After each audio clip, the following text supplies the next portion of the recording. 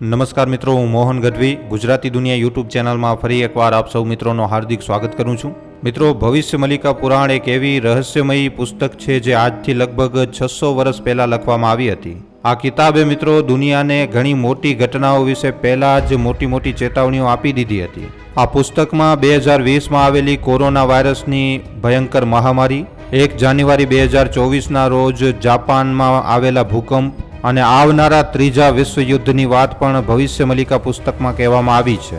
સાથે આ પુસ્તક ભવિષ્યમાં આવનારા ભયંકર ભૂકંપોની પણ ભવિષ્યવાણી કરે છે. આ ભૂકંપ એટલા તીવ્ર હશે કે પહાડ નદીઓમાં ફેરવાઈ જશે અને નદીઓમાં ઊંચા પહાડ બની જશે. આ કિતાબ જણાવે છે કે દુનિયાનો ભવિષ્ય શું થવાનું છે. ભવિષ્ય મલિકાના અનુસાર 2020થી જ કળિયુગના અંતની શરૂઆત થઈ ચૂકી છે. મિત્રો, આ પુસ્તકના સંદેશ અને ચેતવણીઓ જે છે એ એકદમ 100% સાચી છે, પણ ઘણા લોકો આનો ખોટો અનુવાદ પણ કરે છે. મતલબ કે ઘણા લોકો આને બીજી રીતે સમજાવીને અથવા તો આમાં નવી વાતો જોડીને ભય ફેલાવવાની કોશિશ કરતા હોય છે. તો આજના વિડીયોમાં મિત્રો ચાલો આપણે આ પુસ્તકની કહાનીને એકદમ સરળ અને આસાન ભાષામાં સમજવાની કોશિશ કરીએ. અહીંયા બીજી એક વાત મિત્રો, વિડીયોને લાઇક અને શેર કરવાનું ન ભૂલતા. હમણાં જો કોઈ વલ્ગર વિડીયો હોય તો તરત લાઇક અને કમેન્ટના અને શેરના ઢગલા થઈ ગયા હોય, પણ આ વિડીયોને કોઈ વધારે લોકો લાઇક નહીં કરે. પણ તમારાથી ખાસ વિનંતી છે કે વિડીયોને લાઇક અને શેર જરૂર કરી નાખજો, કારણ કે આવા પ્રકારના વિડીયો ઘણા ઓછા લોકો બનાવે છે. અને જો ચેનલ ઉપર પહેલી વાર આવ્યા છો તો ચેનલને સબસ્ક્રાઇબ કરી લેજો. તો ચાલો આજનો આ મહત્વપૂર્ણ વિડીયો શરૂ કરીએ. મિત્રો, આ પુસ્તક ભારતના ઓડિશામાં એક મહાન સંત અચ્યુતાનંદ દાસ મહારાજજીએ આ ભવિષ્ય મલિકા નામની પુસ્તકને લખ્યું છે. સંત શ્રી અચ્યુતાનંદ દાસ મહારાજજી પાસે વિશેષ આધ્યાત્મિક શક્તિઓ હતી. મિત્રો, કહેવામાં આવે છે કે એ ભૂત, વર્તમાન અને ભવિષ્યને જોઈ શકતા હતા. એ યોગ, તંત્ર અને આયુર્વેદના જાણકાર હતા. એમણે મિત્રો ભવિષ્ય મલિકા પુરાણ પુસ્તકને પીપળના પાંદડાઓ ઉપર લખ્યું હતું. આ પુસ્તકનો ખૂબ જ ગહેરો સંબંધ ઓડિશાના જગન્નાથ મંદિરથી પણ છે. પુસ્તકમાં કહેવામાં આવ્યું છે કે જગન્નાથ મંદિર જ કળિયુગના અંતના સંકેત આપશે. આ પુસ્તકની સાથે હંમેશા ભગવાન જગન્નાથની ફોટો રાખવામાં આવે છે, જે આ પુસ્તકની પવિત્રતા અને મહત્વને દર્શાવે છે. ભવિષ્ય મલિકામાં લખેલું છે કે જગન્નાથ મંદિરની પાસે એક પવિત્ર બરગરનો પેડ છે. આને કલ્પ વૃક્ષ તરીકે પણ ઓળખવામાં આવે છે.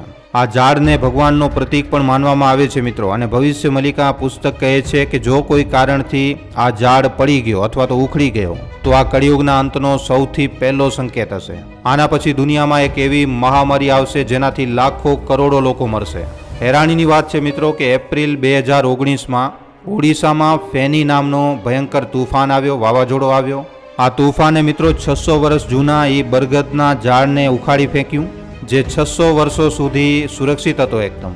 આ ઘટનાના મિત્રો બરોબર 6 મહિના પછી ડિસેમ્બર 2019માં દુનિયામાં કોરોના વાયરસ ફેલ્યો હતો. આ મહામારીએ લાખો લોકોના જીવ લીધા અને આખી દુનિયાને ડગાડી નાખ્યું. મિત્રો, આ ઘટના બિલકુલ એવી રીતે જ ઘટી જે ભવિષ્ય મલિકામાં આજથી 600 વર્ષ પહેલાં કહેવામાં આવ્યું હતું. ભવિષ્ય મલિકાના અનુસાર કળિયુગની જે ઉંમર છે એ 4,32,000 વર્ષ થવાની હતી, પણ લોકોના પાપ અને ખોટા કામોના લીધે આ ખાલી 5,000 વર્ષોમાં જ સમટી જશે. કિતાબમાં 3 મોટા સંકટનું વર્ણન કરવામાં આવ્યું છે જે કળિયુગના અંતને દર્શાવે છે.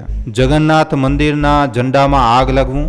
કિતાબ કહે છે કે જો જગન્નાથ મંદિરના ઝંડામાં આગ લાગી જાય તો આ દુનિયાના અંતનો સંકેત હશે.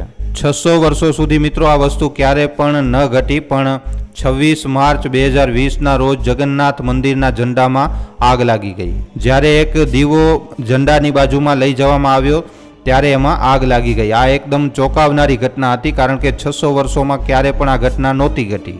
જગન્નાથ મંદિરના ઝંડા ઉપર બાજ ન બેસવું. સામાન્ય રીતે જગન્નાથના મંદિર ઉપર ઝંડા ઉપર બાજ ક્યારે નથી બેસતા, કારણ કે મંદિર જે છે એ સમુદ્રના કિનારા ઉપર છે અને અહીંયા ખૂબ જ વધારે તેજ હવાઓ ચાલે છે. પણ કિતાબમાં એમ લખેલું છે કે જો કોઈ પક્ષી ત્યાં બેસે તો આ એક અંતનો સંકેત છે. પાછલા થોડાક વર્ષોમાં મિત્રો જગન્નાથ મંદિરમાં આ ઘટના ઘણીવાર જોવા મળી છે, જ્યારે મંદિરના શિખર ઉપર પક્ષી આવીને બેઠા છે. વૈજ્ઞાનિક રૂપથી આ ધરતીના પર્યાવરણ અને હવાના બદલાવથી જોડાયેલું હોઈ શકે છે. ત્રીજો વિશ્વયુદ્ધ અને ભૂકંપ. કિતાબમાં કહેવામાં આવ્યું હતું મિત્રો કે 2024 પછી ત્રીજા વિશ્વયુદ્ધની શરૂઆત થઈ શકે છે. જો કે આપણે જાણીએ છીએ કે આપણે કેટલા નજીક છીએ હમણાં યુદ્ધના. 2024 પછી યુદ્ધ લગાતાર વધી રહ્યા છે. કહેવામાં આવ્યું છે કે ત્રીજા વિશ્વયુદ્ધ એક ન્યુક્લિયર યુદ્ધ હશે. આ યુદ્ધમાં ખૂબ જ ભારે તબાહી થશે.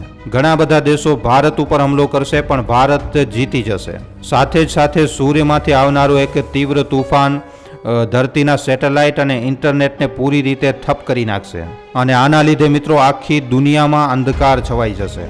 આના સિવાય મોટા મોટા ભૂકંપ આવશે જે ધરતીને એકદમ પૂરી રીતે બરબાદ કરી નાખશે. પહાડ તો નદીઓમાં ફેરવાઈ જશે અને જે નદીઓ છે એ પહાડની જેમ ઊંચી બની જશે. કિતાબની ઘણી બધી ભવિષ્યવાણીઓ જેમ કે કોરોના વાયરસ અને જગન્નાથ મંદિરના સંકેત પૂરી રીતે 100% સાચી સાબિત થઈ ચૂકી છે. પણ ત્રીજા વિશ્વયુદ્ધ, સેટેલાઇટનો બંધ થવું અને ભારત ઉપર હમલા જેવી વાતોના કોઈ ઠોસ સબૂત હજી સુધી નથી.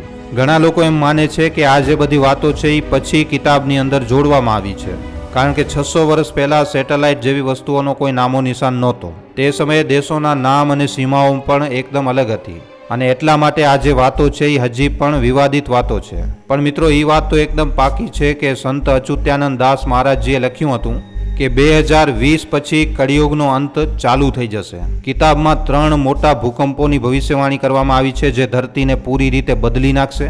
પણ શું આપણને આ વાતોને સાચી માનવી જોઈએ? આ ભવિષ્યવાણી ઉપર આપણને વિશ્વાસ કરવો જોઈએ? કાં તો પછી આ કિતાબ આપણને બીજી કોઈક વસ્તુ શીખવવાની કોશિશ કરી રહી છે? કિતાબનો અસલી સંદેશ ઘણા બધા સાધુ સંતો એમ માને છે કે ભવિષ્ય મલિકાનો ઉદ્દેશ્ય લોકોમાં ડર ફેલાવવાનો નથી. આ જે કિતાબ છે એ આપણને આવનારા સમય માટે જાગૃત કરવા માંગે છે. આ કહે છે કે આપણને આપણા ખોટા કામોને પૂરી રીતે છોડવું પડશે. જો આપણે પર્યાવરણનું ધ્યાન નહીં રાખીએ તો જલવાયુ પરિવર્તન, ક્લાઇમેટ ચેન્જ જેવી ઘટનાઓ લગાતાર આ ધરતી ઉપર ઘટતી રહેશે અને આના લીધે ભૂકંપ, સુનામી અને જ્વાળામુખી જેવી આપદાઓ ધરતી ઉપર વધવા લાગશે.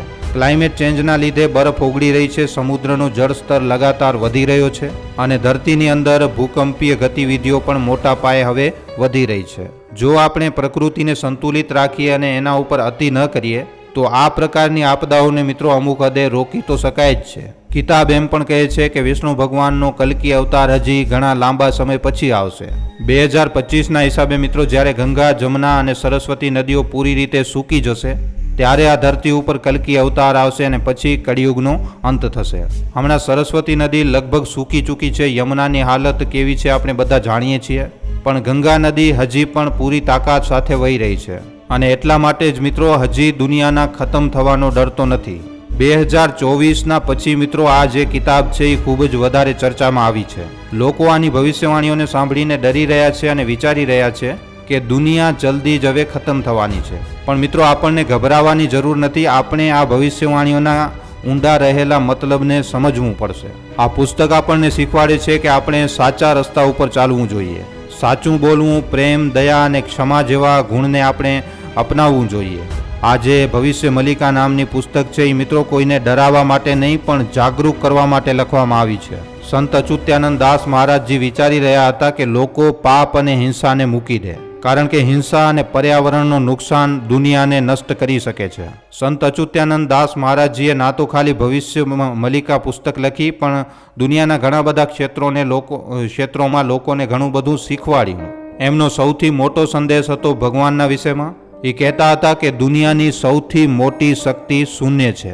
શૂન્ય મતલબ કે કાંઈ પણ નહીં, ખાલી પણ. બધી વસ્તુઓ શૂન્યથી ચાલુ થાય છે અને એમાં જ પછી ખતમ થઈ જાય છે. જો તમે કલ્પના કરો કે આખો બ્રહ્માંડ, તમે, તમારો ફોન, તમારું ઘર અને આ આખો સૌર્યમંડળ બધું ગાયબ થઈ જાય તો પણ શૂન્ય રહેશે. આ શૂન્ય હંમેશા હતો, છે અને હંમેશા રહેશે. સામાન્ય મનુષ્યનો મગજ મિત્રો શૂન્યને સમજી નથી શકતો, કારણ કે આપણની વિચારવાની એક લિમિટ છે. પણ સાધુ સંત, મહાન ઋષિઓ ધ્યાન અને તપથી આ શૂન્યને અનુભવ કરી શકે છે. આ એક એવી અવસ્થા છે જે આપણી 5 ઇન્દ્રિયોથી પરે છે. પહેલાના સંતો જેમ કે અચ્યુતાનંદ દાસ મહારાજજી પાસે ભવિષ્ય જોવાની શક્તિ હતી, પણ આજના સમયમાં જો કોઈ વ્યક્તિ એમ કહે છે કે એ ભવિષ્ય જોઈ શકે છે તો મિત્રો આ બિલકુલ પણ સાચું નથી. જો કોઈ વ્યક્તિ પાસે આવી શક્તિ હોય તો એ રાતોરાત શેર બજારમાં ઇન્વેસ્ટ કરીને રાતોરાત આખી દુનિયાથી મોટો અમીર વ્યક્તિ બની જાય. તો મિત્રો, ભવિષ્ય મલિકા પુરાણ આપણને ડરાવવા માટે નહીં પણ જાગૃત કરવા માટે લખવામાં આવી હતી. આ પુસ્તક આપણને શીખવાડે છે કે આપણે પ્રકૃતિનું ધ્યાન રાખવું જોઈએ, પાપ અને હિંસાને મૂકવું જોઈએ અને સાચા રસ્તા ઉપર ચાલવું જોઈએ. સંત અચ્યુતાનંદ દાસ મહારાજજીનો સંદેશ હતો કે દુનિયાની સૌથી મોટી શક્તિ શૂન્ય છે અને આપણે એની બાજુ જવું જોઈએ. આપણે આ પુસ્તકને એકદમ શબ્દોની રીતે વાંચવું ન જોઈએ, પણ આના એક ઘેરા મતલબને આપણને સમજવાની કોશિશ કરવી પડશે. આ કિતાબ આપણને પ્રેમ, દયા અને પર્યાવરણના રક્ષણનો મહત્વ સમજાવે છે મિત્રો. એટલા માટે મિત્રો, બીતા નહીં, સાચા કામ કરજો અને દુનિયાને સુધારવા માટે પોતાનું યોગદાન કરો. તો ભવિષ્ય મલિકાની આ ભવિષ્યવાણીઓ ઉપર મિત્રો તમારા શું અભિપ્રાય છે નીચે કોમેન્ટ સેક્શનમાં લખીને જણાવવા ખાસ વિનંતી. જો વિડીયો પસંદ આવ્યો છે તો ખાલી તમારા સુધી સીમિત ન રાખતા તમારા મિત્રો સાથે, પરિજનો સાથે, વોટ્સઅપ ઉપર, ફેસબુક ઉપર, યુટ્યુબ ઉપર જેટલો બની શકે વધારેમાં વધારે વિડીયોને શેર જરૂર કરજો. તો આજના વિડીયોમાં આટલું જ. હવે આપણે મળશું ફરીવાર એક આવા જ નવા જાણકારીસભર વિડીયો સાથે. ધન્યવાદ.